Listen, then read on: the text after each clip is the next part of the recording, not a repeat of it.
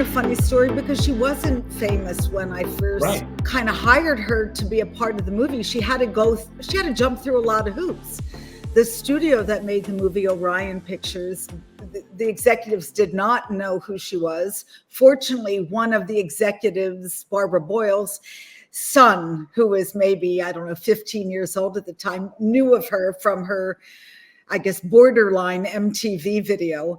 But, she had to be screen tested, and it was just really luck and fortuitous that the filming of Desperately Seeking Susan coincided with her skyrocketing career, but no one knew that was going to happen.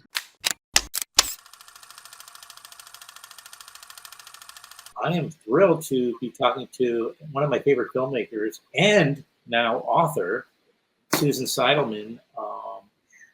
Let's see, we'll get to her in a moment. First, I should say that the 25th Woodstock Film Festival is going to take place this fall, October 15th through the 20th. Susan, how many festivals get to be 25 years old? Not too many, probably. So it's a big deal.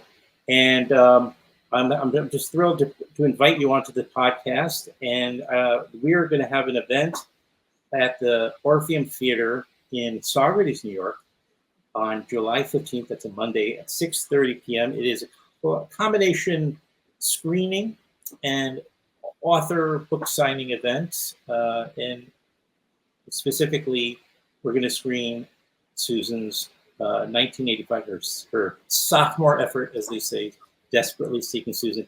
And make sure we get this here. This is the booking we're talking about here, and we're going to talk about today. It's called Desperately Seeking Something, a memoir about movies, mothers, and material girls, which I read and thoroughly enjoyed, Susan. Welcome to the podcast. Thank you. And Adam, thank you for having me on your show. It's such a thrill. I have been a fan of yours on a personal level since Smithereens, but I was definitely introduced to you in 1985 when Desperately Seeking Susan became this juggernaut of a film. And how does it? And of course, the title of your book is a play on that. Of course, you could have called it Desperately Seeking Susan as well, but that might have been confusing. I didn't want to confuse the two. It's interesting because I'm very excited about the screening. I'm not sure what they're showing, but it might be the original or an original 35 millimeter print, which I've seen once before this year and has a nice aged quality to it that makes it sort of nostalgic. I mean, it has a kind of 80's feel that adds to the whole vibe of the movie. So I'm excited about that.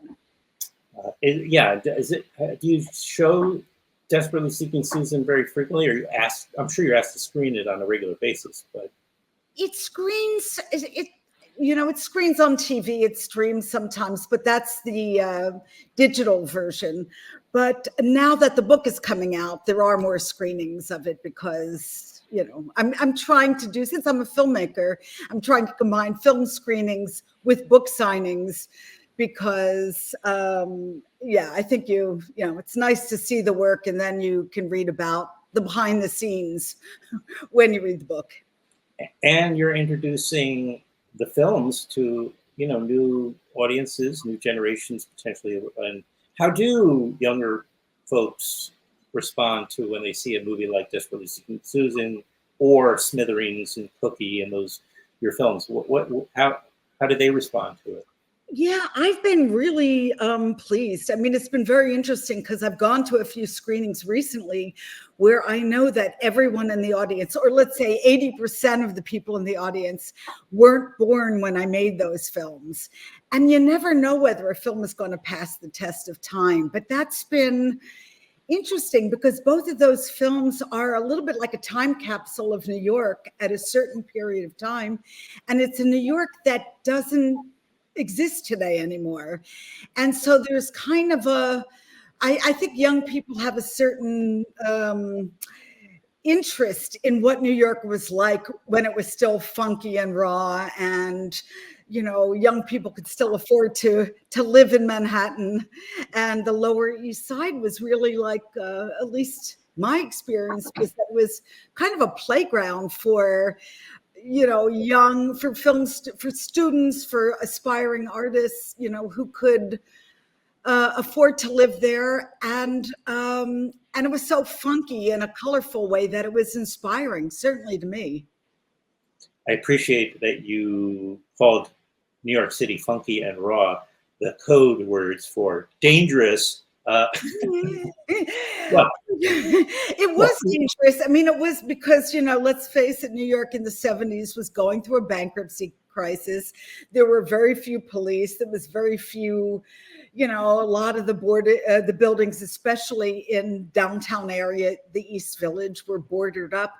But out of that, and perhaps it was my naivete coming out of the suburbs and wanting to be, come to New York to be part of something.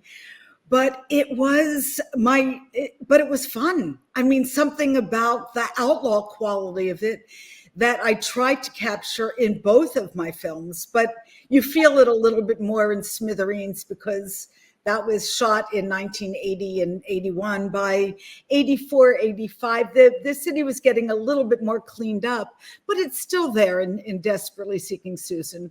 That outlaw quality, that you can kind of do anything, be anyone you want to be, just do it. Feeling is so much a part of, was so much an inspiration for those films. Right. And of course, you discovered Madonna. We'll just throw that in there. Well, her film career, not that's a good point. Music career. Yeah, I had an experience in a club on the Lower East Side when I was probably still in high school, I'm guessing, because I graduated right around the time Smithereens came out, I think. And where, I was there with my family and we were at some event, some party or something, and then we were getting ready to leave, and somebody came up and said, this young artist Madonna is going to be here performing in a little while, and it's by the way, just a very small spot. And I said, Madonna, why would I want to stick around for that for? So I left. Yeah. Well, I have a funny, kind of funny story, because she wasn't famous when I first kind of hired her to be a part of the movie. She had to jump through a lot of hoops. The studio that made the movie, Orion Pictures, the executives did not know who she was. Fortunately, one of the executives, Barbara Boyle's son, who was maybe, 15 years old at the time, knew of her from her, I guess, borderline MTV video. But, she had to be screen tested, and it was just really luck and fortuitous that the filming of Desperately Seeking Susan coincided with her skyrocketing career, but no one knew that was going to happen. Of course, it certainly helped when it came to the distribution of the film. Right, by then. In fact, our post-production schedule, which was originally supposed to be 5 months, was shortened to 3 months because the studio was afraid that her career would go up and start, plunge as quickly. And it didn't? You're telling me it didn't? It was. No, well, so 4 decades later, right? But they were nervous about that, so they wanted to rush the film out in case that happened. Well. And by the way, I enjoyed that part of the book, and I want to make sure we'll get to the book in a moment. It's called Desperately Seeking Something, and that whole casting process of Madonna, among many other anecdotes, what New York City was like, are all in here. And so I'm strongly recommending it to anybody who loves that period of time, like I do in New York, and the films coming out of the whole downtown, no way. A lot of terms that describe that whole scene that you come out of. You mentioned jumping through hoops. Now, you're a young female filmmaker in the late 70s. To talk about jumping through hoops, Susan, you must have jumped through quite a few yourself to get a major film out like Desperately Seeking Susan. Yeah, well, I kind of knew pretty early on. I mean, I remember after I graduated from NYU Film School, going out to LA and quickly realizing that no one was going to hire me to direct a movie, even a low budget one. You know, around the time I was in film school, a lot of the kind of, the Scorsese's, Coppola, De Palma, all those guys were making their early films and creating a splash. But I kind of thought that might not happen for me, in part being a woman. I had very few female role models at that time, except for Elaine May, who was the only woman I knew who had directed a movie. There you go, the great Elaine. We were going to get to that. I was going to just mention that at the end. Yeah. I'm glad you brought her up. Yeah. Yeah. So I kind of knew I would have to make my own. I would have to hire myself. I would have to make my own opportunity, and that's what led to making Smithereens. Basically, it was a kind of long form version of a film I wanted to make when I was still in film school. So it was made for very little money. I mean, it came in at the end. I thought I could do it for $20,000. It ended up being 40. But it was the crew were all my film school buddies, and relatively unknown actors, except for Richard Hell, who was a kind of downtown punk musician. But I kind of knew early on that I'd have to make my own opportunity. And when that film ended up being more successful than I had ever imagined, that helped me. I mean, that was what got me Desperately Seeking Susan. Yeah, well, it really is a great story. And you really, I don't know if it was by, I guess it's a combination maybe of just being listening, and paying attention on your part and taking risks, and then also some luck thrown in for good measure. But, you kind of figured an alternate way to get to be a professional filmmaker, which is like, what's the term? It's hasn't worked out necessarily for everybody, but, and you weren't the only one doing that at the time, right? I mean, so because Smithereens was sort of really at the very beginning of this period of time where the Jim Jarmushes, Spike Lee, Hal Hartley, quite a few others, John Lurie, all these people that were multi-hyphenates in the making were coming up at the same time. Was there a sense of community, I guess, on that, I wonder?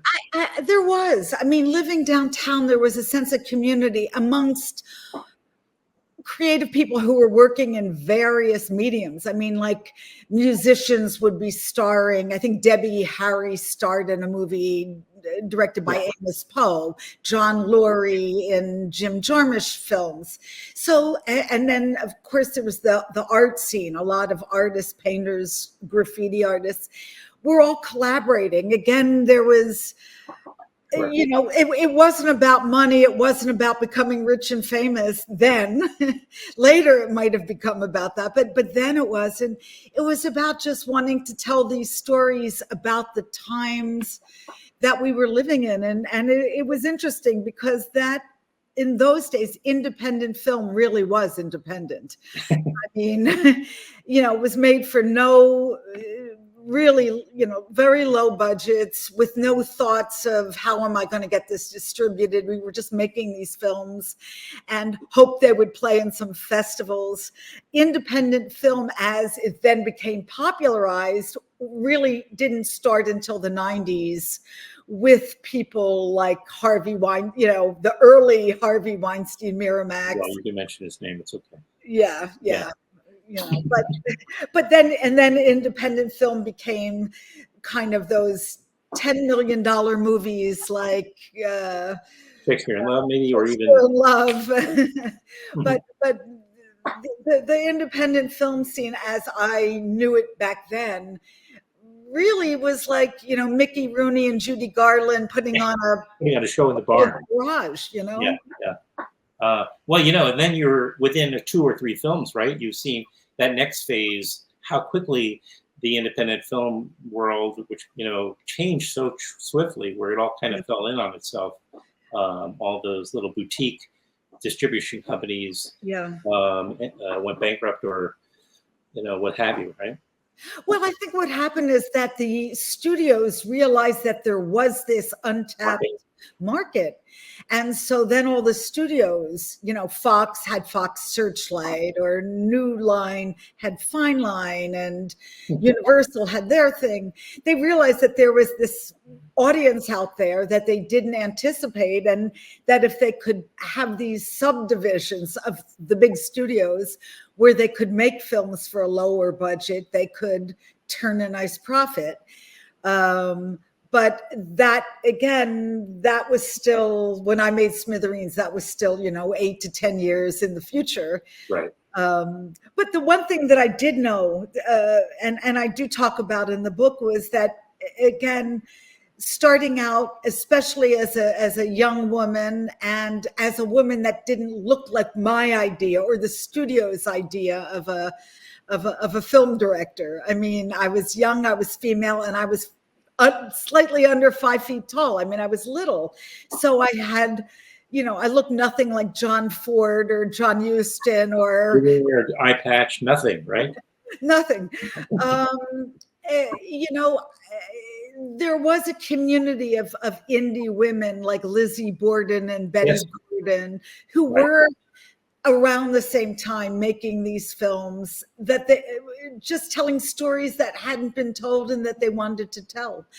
So I think we all, the fact that that was happening around the same time, we all kind of, we weren't thinking it's a movement, but it kind of became a little bit of a New York indie film scene. I'm glad you brought up those other women. I shouldn't. I as soon as I stopped giving a list, I immediately regretted not including them in the company. But when we're talking a little bit about Susan's new memoir slash a number of things, but mostly a memoir. You talk a lot about. I like how you also a few times mentioned, in a way, your editing process as you go through it, like how you were gonna talk about something, but you're gonna leave it out because, or you're including it as an afterthought just because you thought better. I mean, it's you made this very, very much a book about the writing experience. Oh, thank you. I mean, I think coming from filmmaking and coming from editing, I think being an interesting writer also has a lot to do with knowing how to edit yourself. And so I think that the book, I kind of wanted it to feel a little bit like a movie, I guess, in some ways. Oh, yeah. Yeah. The pacing, well, it's just so many people work at making the writer or the editor disappear like they do in the film, in movies, like, you know, like, but you know what I mean? Where the idea of the movie is to remove the idea that there is an editor, but maybe in the way that Godard made films, this is kind of Godardian in a way. I don't know. Interesting. Yeah. Yeah. I mean, the process of writing it was sort of interesting because I didn't set out to write a memoir. You know, like a lot of people, you know, the pandemic hit, took us all by surprise. It was super scary. And suddenly you have a lot of time where you're in lockdown, and you're kind of there with your thoughts. And I just started taking notes about things I was thinking about. Right. And soon realized I had about, 200 notes on my iPhone, and then started shuffling them around and realizing that maybe there was a narrative there.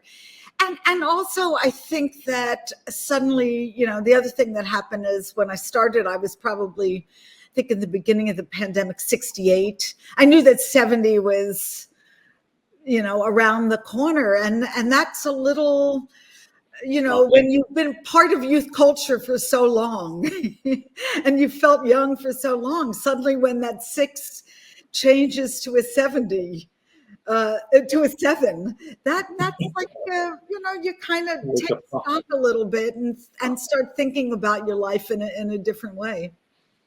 Well, you make 70 look awfully good, Susan. You will be at the Orpheum Theater in Saugerties here in the Hudson Valley on Monday, July 15th at 6:30 for a screening again of Desperately Seeking Susan, which my friend Dennis is going to join me for because he had an extra. He was an extra, and he wanted me to mention that to you. So in which scene was he an extra? Okay. Ask Susan. It's very forward here. Ask Susan. If she remembers me, I'm the guide dancing next to Madonna at Danceteria. Good guess on your part. Wow. So, it's only 42 years ago. She should remember.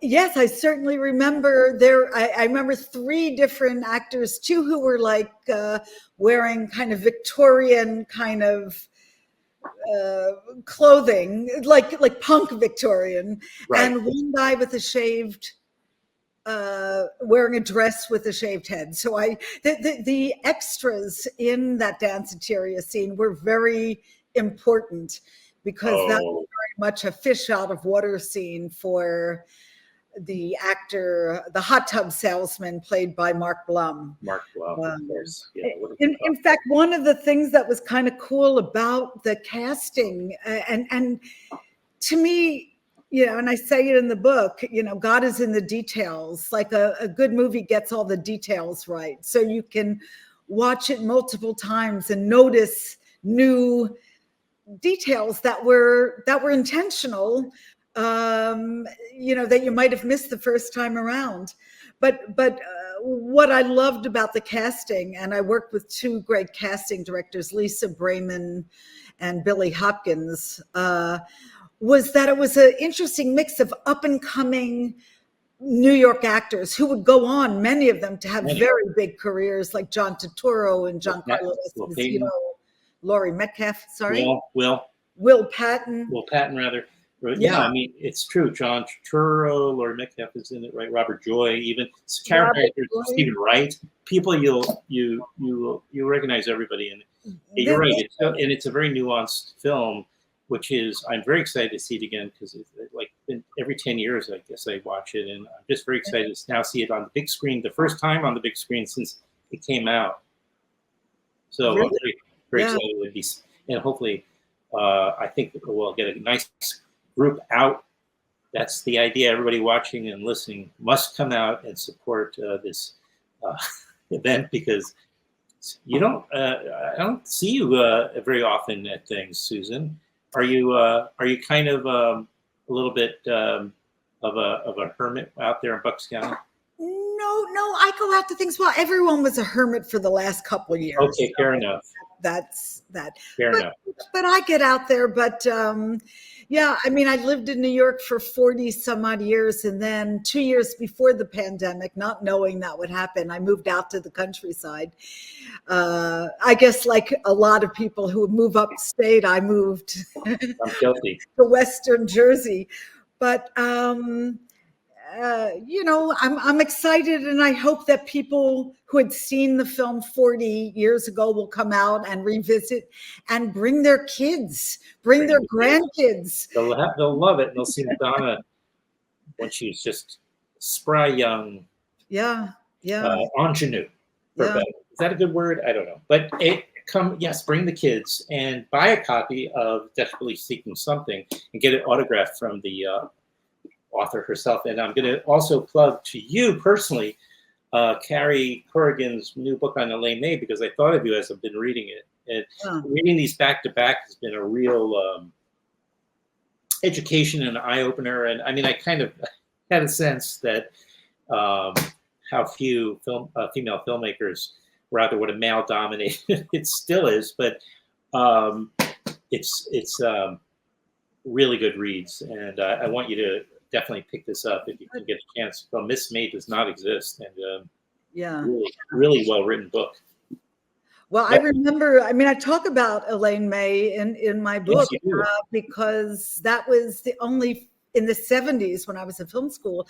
Besides some of the European, there was Joan Micklin Silver, but you're right. She wasn't nearly as well known as, let's say, Elaine May. Well, I saw Hester Street when I was in film school, but the first movie that I actually paid to go see at a movie theater was The Heartbreak Kid. And I remember thinking, wow, this woman directed this. And I'd never heard of an American woman. I had heard some in the silent era, heard of some, but I didn't know of any in the 70s at that time. And, so that was inspirational. Thank you so much.